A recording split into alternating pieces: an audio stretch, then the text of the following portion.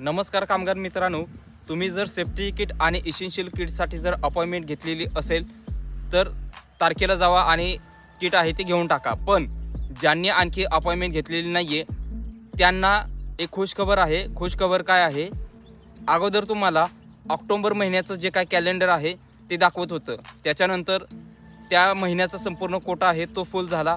आता नोव्हेंबर महिन्याचं जे काय कॅलेंडर आहे ते सेफ्टी किट आणि इसेन्शियल किटचे अपॉइंटमेंट घेत असताना तुम्हाला तिथं शो होत आहे। याचा अर्थ काय? नोव्हेंबर महिन्यामध्ये तुम्हाला जो काय दुसरा स्लॉट आहे तो तुम्हाला बुक करता येणार आहे। त्याच्यामुळे लवकरात लवकर जावा आणि नोव्हेंबर महिन्याचे जे काय तुमच्या तारखा आहेत तारखा निवडा आणि तुमचे अपॉइंटमेंट तुम्हाला घ्यायचे आहे। कामगार मित्रांनो लक्षात घ्या, 1 तारखेपासून 6 तारखेपर्यंत जे काय कोटा आहेत, जे काय डेट आहेत ते तुम्हाला निवडता येत नाहीत। होय, नोव्हेंबरच्या 1 ते 6 पर्यंतच्या तारखा तुम्हाला निवडता येत नाहीत। भरपूर जिल्ह्यांमध्ये हे चालू आहे, त्याच्यामुळे तिथून पुढच्या तारखा तुम्हाला निवडायच्या आहेत। लक्षात घ्या, जेवढं होईल तेवढं लवकर तुम्ही हे अपॉइंटमेंट आहे ती बुक करायची आहे।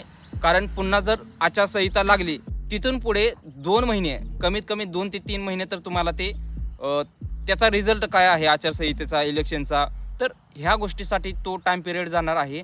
आचारसंहिता संपल्यानंतर सुद्धा तुम्हाला 2 ते 3 महिने तर कमीत कमी अपॉइंटमेंट तुम्हाला मिळणार नाहीयेत। सगळं कामकाज बंद राहणार आहे, हे लक्षात घ्या। मागच्या वर्षीसुद्धा हेच झालं होतं आणि या वर्षीसुद्धा हेच होणार आहे। सेफ्टी किट आणि इसेन्शियल किटसाठी अपॉइंटमेंट कसं बुक करायचं हे पाहण्यासाठी हे 2 व्हिडिओ आहेत। हे व्हिडिओ तुम्ही नक्की पाहून घ्या आणि अपॉइंटमेंट काढल्यानंतर कागदपत्रे कोणती घेऊन जायची हे पाहण्यासाठी हा व्हिडिओसुद्धा तुम्ही नक्कीच पाहून घ्या। धन्यवाद।